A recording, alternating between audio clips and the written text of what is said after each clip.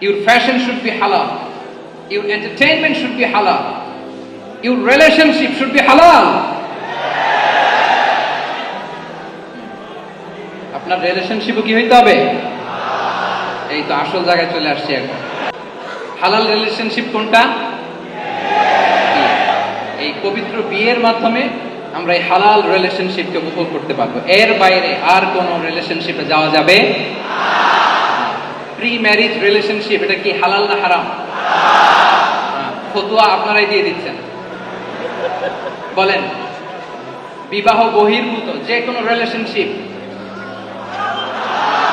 হালাল নাকি হারাম? এক্সট্রা ম্যারিটাল যে কোনো রিলেশনশিপ বলেন হালাল নাকি হারাম?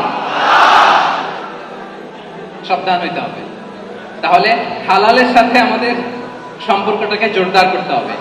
আচ্ছা, আপনারা আমার সাথে আছেন তো?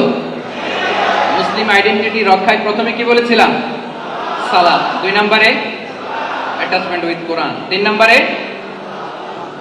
কি? হালাল মেইনটেইন